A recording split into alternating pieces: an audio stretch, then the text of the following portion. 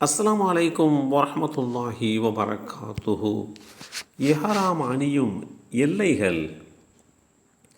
அப்துல்லாஹிபின் Abbas ரலியல்லாஹு அன்ஹுமா அவர்கள் அறிவித்தார்கள், அல்லாஹுடைய தூதர் ஸல்லல்லாஹு அலைஹி வஸல்லம் அவர்கள் மதீனா வாசிகளுக்கு துல் ஹுலைஃபா என்ற இடத்தையும், ஷாம் வாசிகளுக்கு ஜுஹஃபா என்ற இடத்தையும், நஜ்து வாசிகளுக்கு கர்னுல் மனாசில் என்ற இடத்தையும், யமன் வாசிகளுக்கு யலம்லம் என்ற இடத்தையும் இஹ்ராம் அணியும் எல்லைகளாக நிர்ணயித்தார்கள். இந்த எல்லைகள் இவர்களுக்கும் ஹஜ் உம்ராவுக்காக இவ்வழியே வருபவர்களுக்கும் உரியனவாகும். இந்த வரையறுக்கப்பட்ட எல்லைக்கு உள்ளே இருப்பவர்கள் தாம் வசிக்கும் இடத்திலேயே இஹ்ராம் அணிந்து கொள்ளலாம் என்றும், மக்காவாசிகள் மக்காவிலேயே இஹ்ராம் அணிந்து கொள்ளலாம் என்றும் அல்லாஹுடைய தூதர் ஸல்லல்லாஹு அலைஹி வஸல்லம் அவர்கள் கூறினார்கள். இந்த செய்தி ஸஹீஹுல் புகாரியிலே 1524 என்ற எண்ணிலே பதிவு செய்யப்பட்டிருக்கிறது. இஹ்ராம் அணியும் எல்லைகள் அல்லது மீகாத் என அழைக்கப்படும் எல்லைகள் புனிதமான ஹஜ் மற்றும் உம்ராவின் வழிபாட்டை நிறைவேற்றுகின்றவர்கள் இஹ்ராமுடையை அணியும் இடத்தில் அமைந்துள்ள எல்லைகளாகும். இந்த வணக்க வழிபாட்டை நிறைவேற்றுகின்றவர்கள் இப்பகுதிகளில் இஹ்ராம் உடையை அணிந்து புனித அந்த வணக்க வழிபாட்டை துவங்கலாம். மேற்கண்ட எல்லைகளுக்கு அப்பால் இருப்பவர்கள் மேற்கண்ட இடங்களில் இஹ்ராம் அணிந்து கொள்ள வேண்டும். மேற்கண்ட எல்லைகளுக்கு உட்பட்ட இடங்களில் இருப்பவர்கள் தாங்கள் இருக்கும் இடத்திலேயே இஹ்ராம் அணிந்து கொள்ளலாம். இந்த சட்டம் ஹரம் என்ற புனித எல்லைக்குள் இருப்பவர்களுக்கு பொருந்தாது. அவர்கள் ஹரம் என்ற புனித எல்லையை விட்டு வெளியே சென்று இஹ்ராம் கட்டி கொண்டு ஹரமுக்குள் நுழைய வேண்டும்.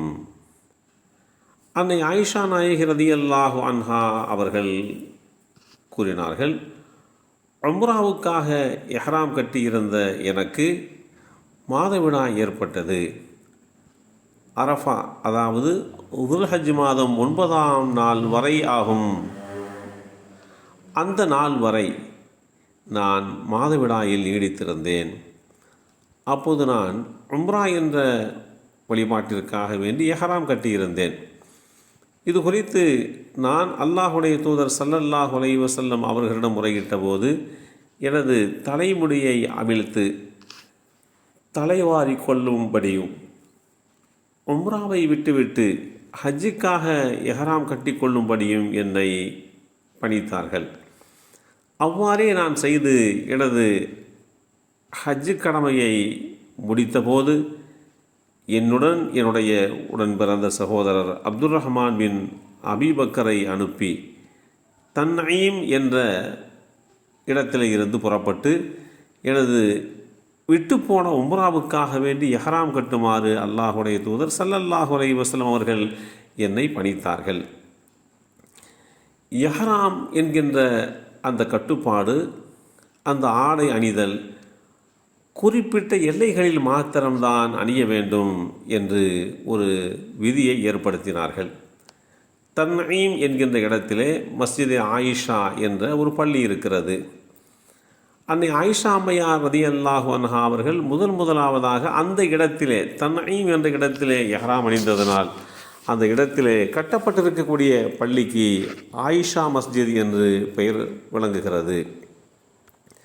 அன்னை ஆயிஷா அம்மையார் ரலியல்லாஹு அன்ஹா அவர்கள் ஹரமுடைய எல்லையை விட்டு வெளியே அழைத்து செல்லுமாறு நபி ஸல்லல்லாஹு அலைஹி வஸல்லம் அவர்கள் உத்தரவிட்டதாகவும் ஒரு அறிவிப்பிலே கூறப்படுகிறது. நீங்கள் ஹரமுடைய எல்லைக்குள் இருந்தால் அதை விட்டும் வெளியேறி தன்ஈமுக்கு சென்று இஹ்ராம் அணிய வேண்டும். நீங்கள் ஹரமுடைய எல்லையிலே இல்லாமல் மற்ற ஏதாவது ஒரு பகுதியிலே இருந்தால் நீங்கள் தங்கியுள்ள இடத்திலேயே இஹ்ராம் அணிந்து கொள்ளலாம் என்றும் இஸ்லாம் வழிகாட்டி தந்திருக்கிறது. இந்த அடிப்படையிலே புனிதமான ஹஜ் மற்றும் உம்ரா என்கின்ற வணக்க வழிபாட்டை நிறைவேற்றுகின்றவர்கள் அந்த இஹ்ராமுடைய எல்லைகளை அறிந்து கொண்டு அந்த இடத்திலே நாம் அந்த இஹ்ராம் என்கின்ற கட்டுப்பாட்டை துவங்க வேண்டும். அந்த இடத்திலே துவங்கி ஹஜ்ஜையோ அல்லது உம்ரா என்ற வழிபாட்டையோ பரிபூர்ணமாக நிறைவேற்றுகின்ற வரை அதே இஹ்ராம் என்கின்ற கட்டுப்பாட்டுக்குள் இருக்க வேண்டும். அதற்குண்டான எல்லைகளைத்தான் இஸ்லாம் தெளிவான முறையிலே வரையறுத்து கூறுகிறது. எல்லாம் வல்ல அல்லாஹு தாலா புனிதமான ஹஜ் மற்றும் உம்ரா வழிபாட்டை நிறைவேற்றுகின்ற வாய்ப்பை நமக்கும் நம் சந்ததிகளுக்கும் வழங்கி அருள் புரிவானாக. அஸ்ஸலாமு அலைக்கும் வரஹ்மத்துல்லாஹி வபரகாத்துஹு.